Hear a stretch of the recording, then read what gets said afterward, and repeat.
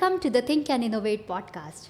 Today, we have honor to have special guest who is forefront of innovation in education. He is not only making waves in education, but is also recognized as a Forbes 30 under 30 honoree. He sits on the advisory board of BRIGHTCHAMPS and BET Middle East and African region. Let's welcome on board Dr. Sreejit Chakrabarty.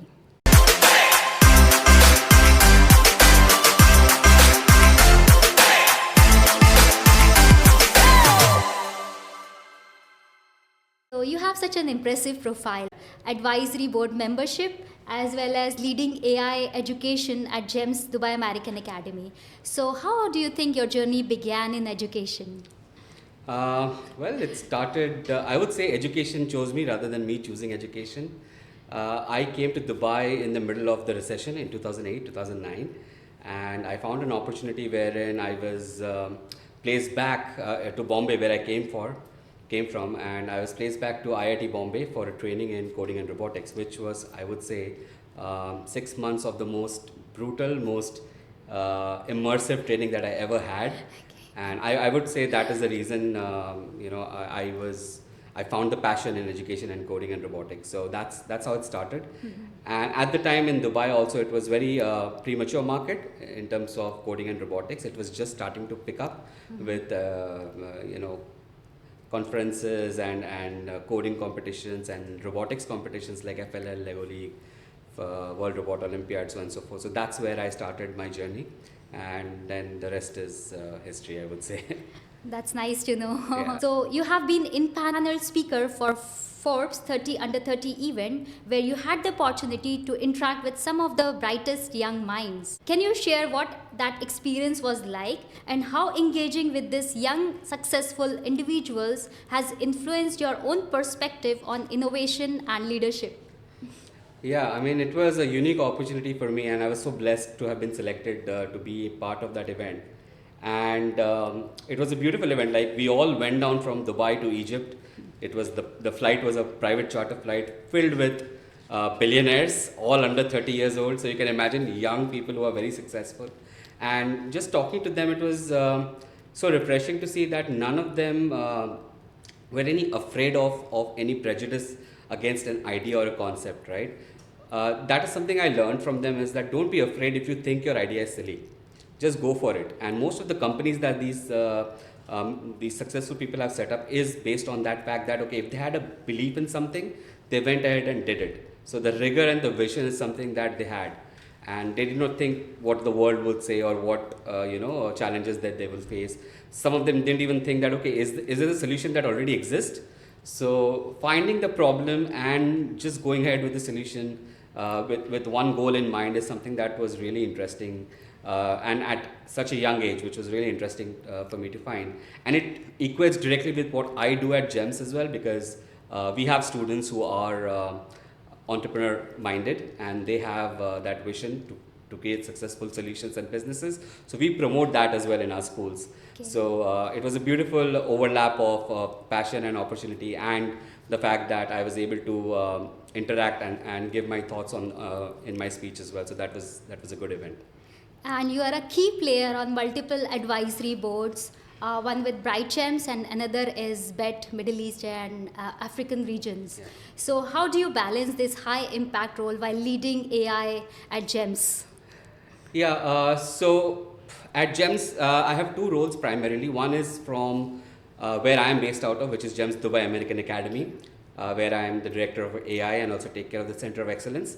And also we have something called as the Cluster Education Innovation Lead. So that is from the corporate side. So that's where I have I lead the innovation for my cluster, which is the American and IB cluster of schools. Apart from this, I am on the board of almost 7 different companies. Most of them are under NDA, but some of them I can tell publicly. But the beauty about this is because all these engagements that I have are on my weekends. So I do not compromise my work for GEMS in giving out my expertise to these companies.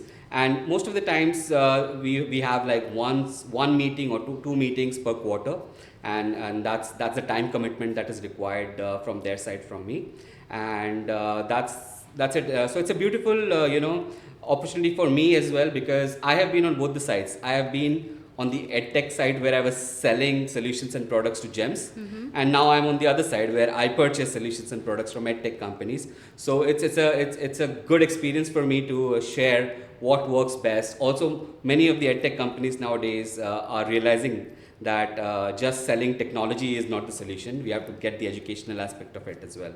So that's where I help the companies craft their offering in such a way where student outcomes and benefits and a solution that helps teachers ease their day-to-day work is something that is required by the schools.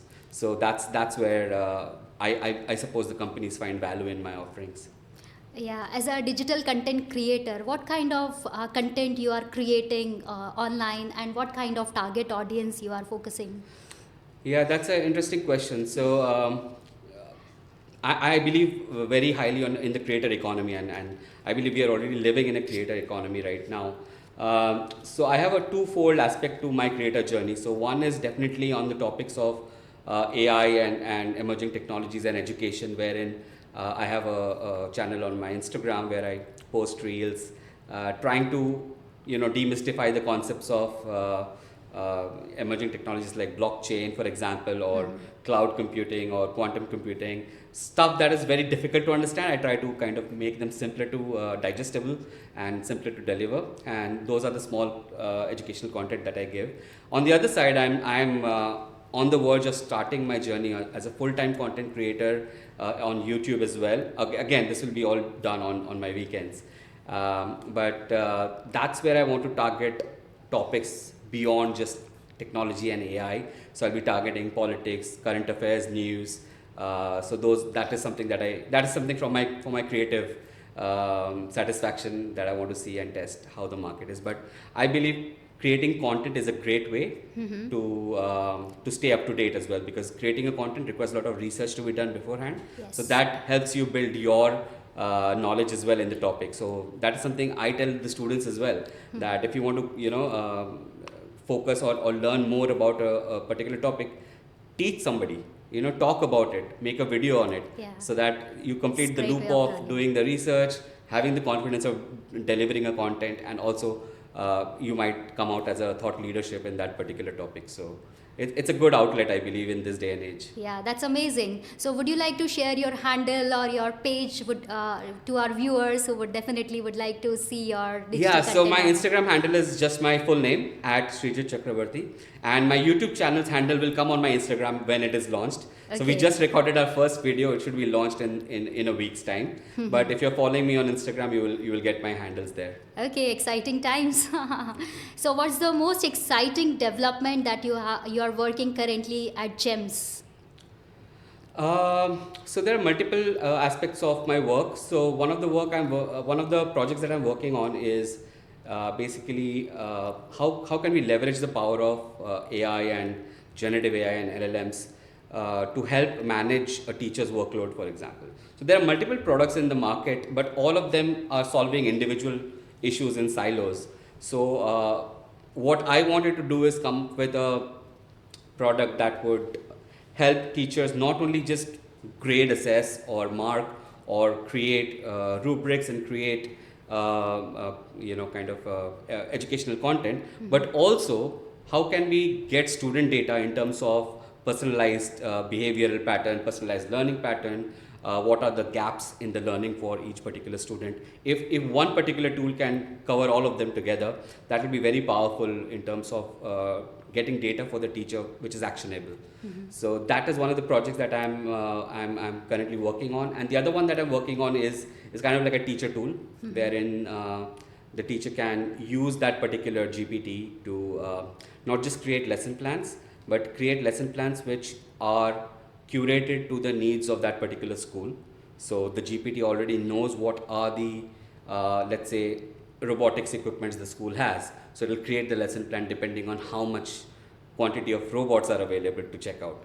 And then that lesson plan will be actionable, because it's not something that which the teacher cannot do, because the lesson plan is curated in such a way that you can actually just say, yes, I want to do this, and then the equipment reaches you because it's all ready and it's all accounted for. So that is one of the projects that I'm working on.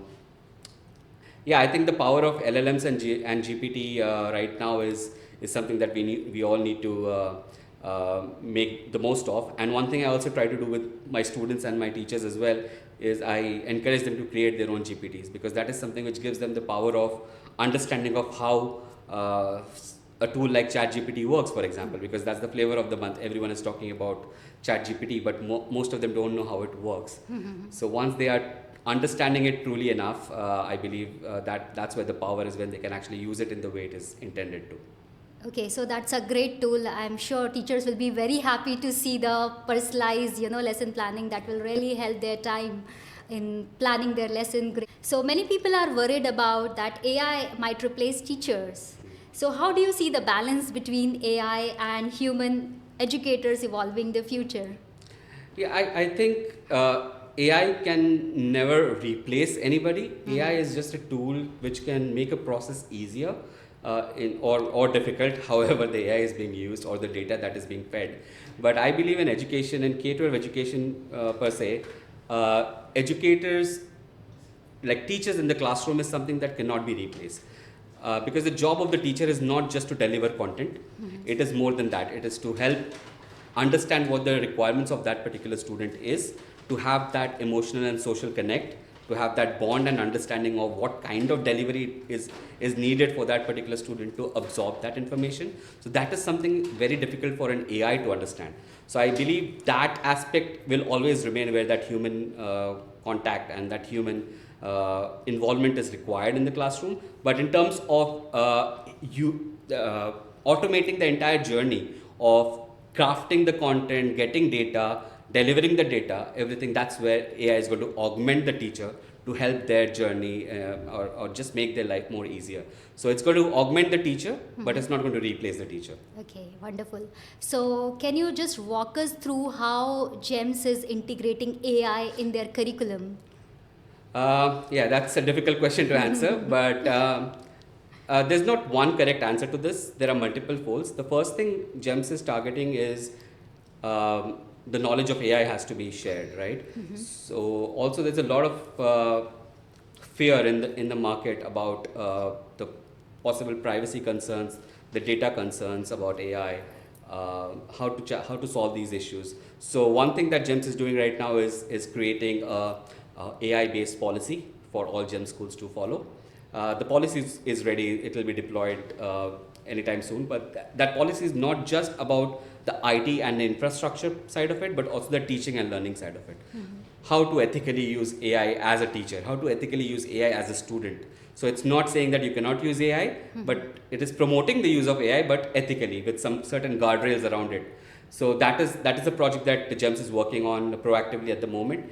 Apart from that, of course, GEMS has their own infrastructure and products in which AI is being used. It is infused in all the offerings that they have in their digital products. So I think GEMS is one of the very few school groups wherein they identified the use of and the impact of AI is going to be huge. And this was way before even COVID happened, because most of the schools started adopting AI after COVID. When they saw that digital transformation is something that they need to be on. So we have done that before, so we are a bit ahead of the curve right now. So it's not just about using AI tools, but creating strategies around how to make it beneficial for our teachers and students. Okay, so it's kind of a responsible use of AI in the classrooms. Yes. That's wonderful. What do you think will be the biggest barrier of using AI adoption in the schools? I think one of the biggest barriers would be, I would say, infrastructure. Not all schools have the infrastructure required to deploy AI solutions effectively. And it's not about just having laptops and computers and internet. There is more required. So it's all about having the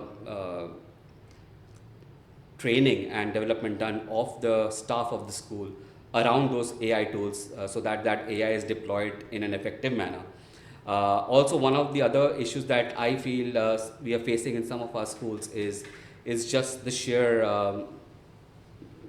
lack of awareness, I would say, about the positives and impact of AI, rather than the fear of AI would be replacing teachers, AI will be coming after our jobs. I've heard parents say that okay, AI might replace some of the jobs of the future. Well, I don't think so. AI is not going to replace it. AI is going to change the way that that particular job role exists, and that's the reason we are actually having subjects like AI in our schools right now, where students are getting upskilled. So by the time they are in the workforce, they will have those skill sets, so that their job or their career is not at stake. But I believe in any kind of situation, be it education or industry, right now we are going through a phase wherein AI is very nascent. It's just entering, and we are still at the data collection phase of AI. So any kind of AI or any kind of machine learning model is only as good as the data that is being fed to it. So the more authentic data, the more data modeling, I mean, just collection of data is something that is very crucial to any school. So if that is not done properly, then adoption of AI becomes difficult. So I would say that is one of the challenges that the schools face. Like the BRIGHTCHAMP Advisory Board member, you're guiding the future of EdTech. So what's the big trend in educational technology that we should keep all an eye on? Yeah, I think there's not one technology, but a conglomerate of multiple technologies that are kind of entering education space right now. AI, of course, is a big one, but I would suggest immersive education is something that we need to take a close look on. And it's not just about putting a VR glasses and immersing yourself in some environment. It's also about the creating VR experiences, creating a 360 environment. Those kind of skill sets are required for jobs which are like creative jobs like game development, animation, movie development, so on and so forth. So that is one element where I feel that's going to have a big impact in the near future.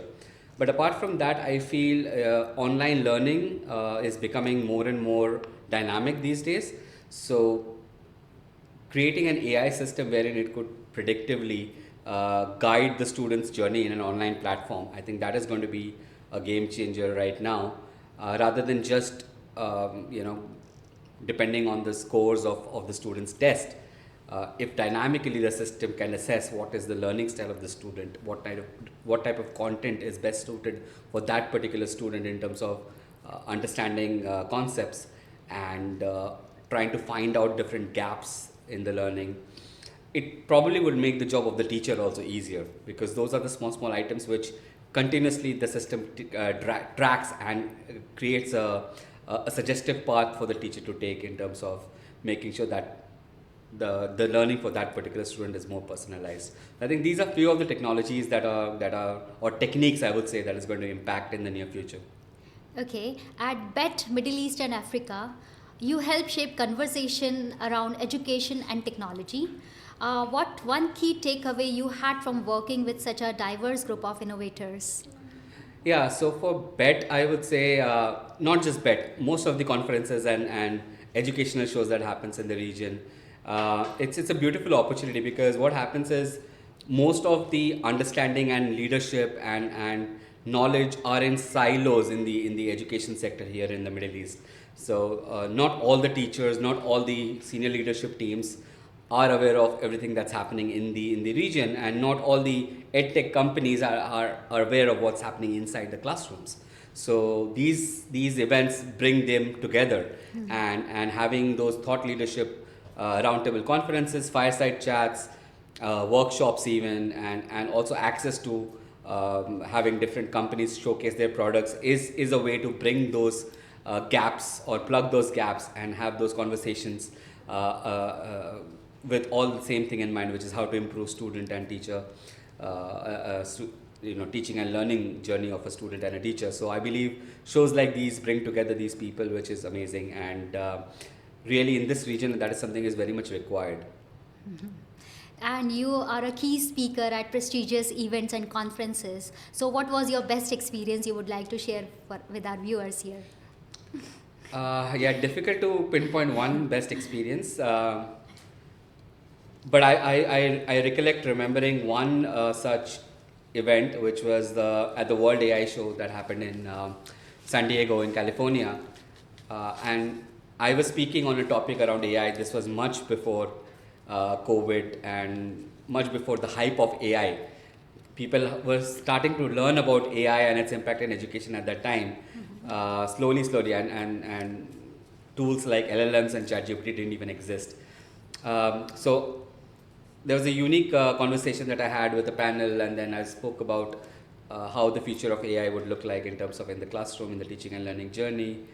And after the event, I was approached by a group of students with their teachers, and it was surprising to see that they were so amazed with what they had heard on the screen on the stage, and they said that we want to integrate AI and technology from tomorrow onwards. How do we do it? Give us some steps. So it's the curiosity from the students and the teachers, and their willingness and eagerness to adopt these technologies, which is very interesting and amazing. And that is something that still stays with me, because that is something which is so actionable that immediately after you speak on a stage, someone wants to adopt those concepts that you spoke about. So I think that is something which is interesting to me. Is you go to these conferences, you hear the speakers, but also you have to take action.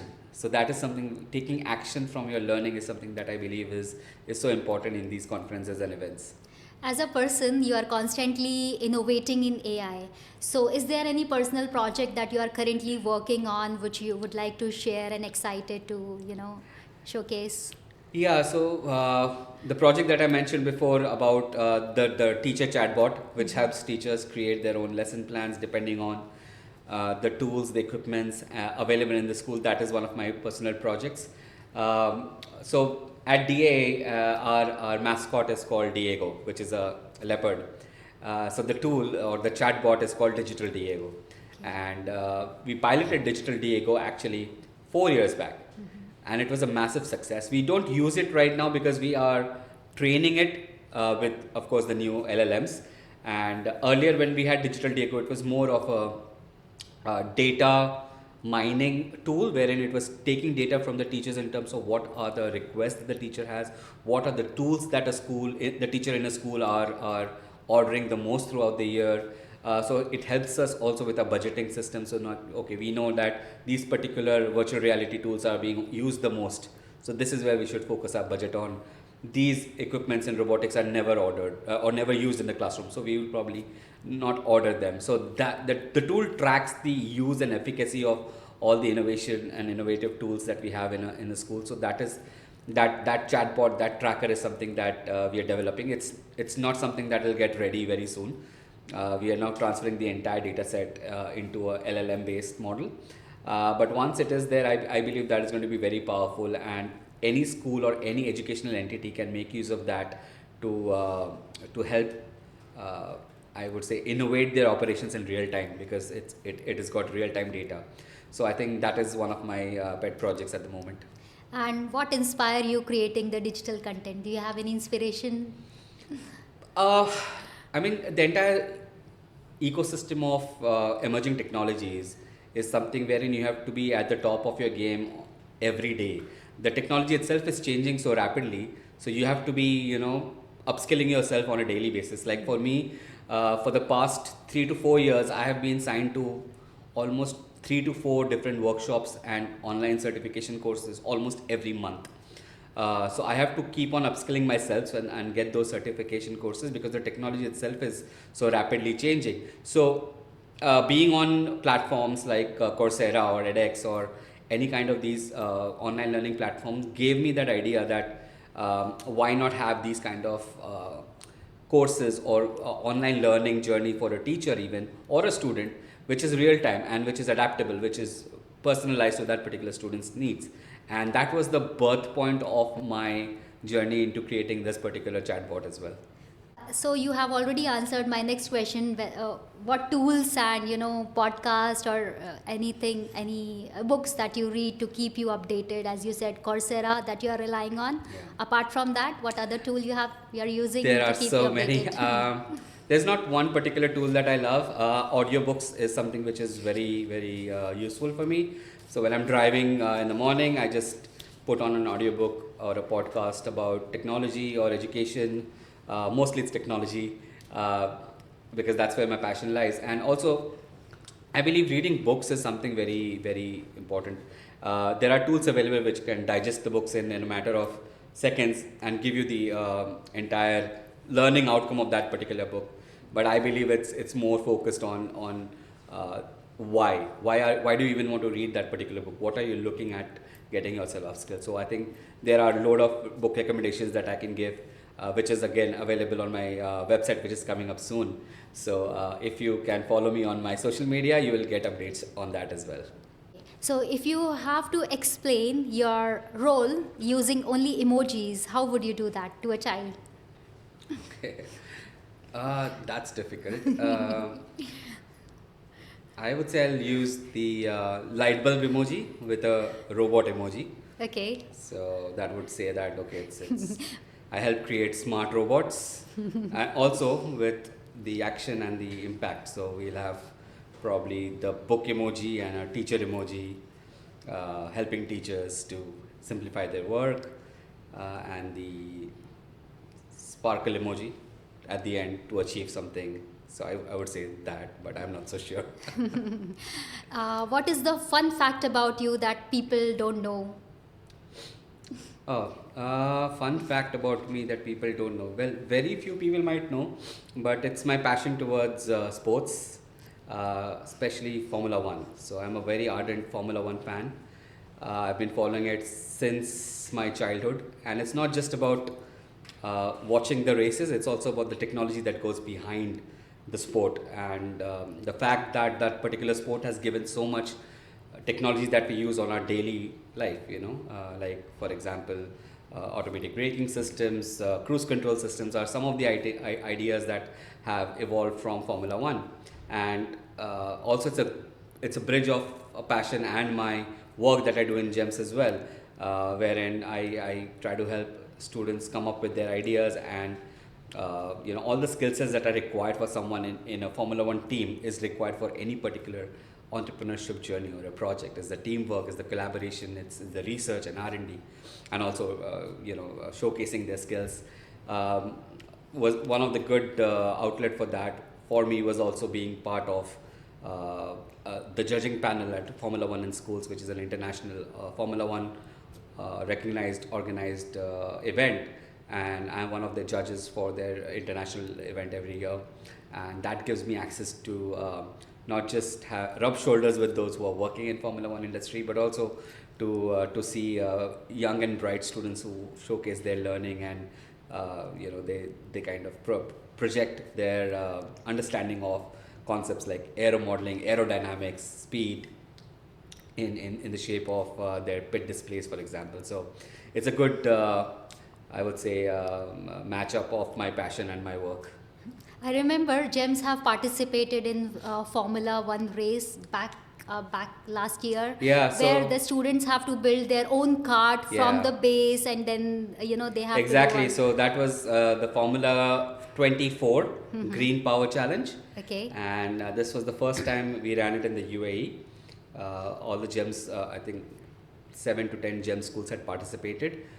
DA won the race. It was an endurance race. So you had to not just build the electric car, but sustainably you have to build it. You have to get sponsorships. You have to learn how to assemble the car. You have to learn how to drive the car, but also to have an endurance race, which was, I think it was a 90-minute race with 3 driver changes. And we were lucky enough. Some of the students at DA are pursuing Formula racing as a career. So we were lucky to have those students amongst us. But I think the learning that we got out of that is it's not just about winning and competing. It's all about the process that goes into that particular challenge. And with the Formula 24 Green Power Challenge, the actual race starts months in advance before the students go to the start line even. So it's coming up with the concept, building the car, how to fine tune the car in such a way that it will have a competitive advantage. So all this is a lot of research work that goes in, a lot of science and learning that goes in, and that's where we paired them with mentors from the expert industries, from sustainability, from electronics, from automobile. So they give their expertise and students work on those expertise and create their car. So I think it's a well-rounded educational and sports effort that F24 brings, and it's a proper Formula 24 event. It's not just a random event. So students have the capability to actually go to the Formula above the ranks, even to Formula 4, 3, 2, and then eventually Formula 1. So it's a beautiful event, and I'm glad we're doing it again this year. I'm really jealous of the students these days, because back in our time we never had such kind of exposure. When we talk about, the kids are really participating, getting exposed to all these events. So Yeah, I mean, it's amazing. education in K-12 in this day and age is come a long way from where we were when in our classrooms, where we were kind of bound by the knowledge that we had from the textbooks and the teacher. Now, source of knowledge is from everywhere. Students have devices and they have access to the internet. They have access to getting advice from mentors and experts all over the world in a matter of minutes. So I think, yeah, definitely they do have a lot more access to information and technology than we had. So as we wrap up, what advice you would like to give to our viewers who want to get into AI and technology field? Well, first thing is you need to have a passion towards that. If you don't get into that field. You need to have a good math background if you want to go in the technical side of AI and machine learning. A bit of statistics would help. But if you're still in school and you're still aspiring to be something to do with AI, but I would say being a data scientist or something to do with data is a very in-demand opportunity at the moment. A lot of companies, regardless of what industry they are in, want data scientists to help them make their data proper. That is one of the most critical aspect of AI at the moment, and machine learning at the moment. So that is something that data scientists would do, and you need to have a bit of coding background and a bit of statistics and math background to do that. But my general advice to everybody is to stay curious and see what's happening outside in the world. Find your passion, find something that you like to do, because otherwise if you're forced to do something, you will probably not end up excelling it, because you will give up on it halfway through the journey, because you just won't be interested in it. So just find your passion. If it's sports, if it's movies, if it's acting, if it's dance, if it's banking, if it's finance, doesn't matter. Every industry has its own perks, and AI is one of those technologies that has infiltrated, I would say, all the industries right now. So having basic concepts, basic understanding of how AI and machine learning works also is very important, and it'll help you in your journey. Even if you do not want to be an AI based coder, even if you want to become an actor or a lawyer, for example, you will have a advantage if you know how AI is having an impact in your industry. For example, in Dubai, we are one of the first countries wherein the courts in DIFC, there are no human judges. The judge is the AI. So that is something which is very unique, and if you want to go in that path, to have that knowledge of AI right from a school level only will have you give a competitive advantage to you in your life. What's next in 2024? Are you working any projects or any goals that you would like to achieve? 2024 is almost over, so this particular year has been super interesting for me. I had a lot of travel and a lot of interesting conversations with people. Internally, I would say my goal this year and the next year as well is to make sure how we can pass on this knowledge that we have in coding, robotics, AI, and emerging technologies. When I say we, I mean our team in general, our innovation team that we have.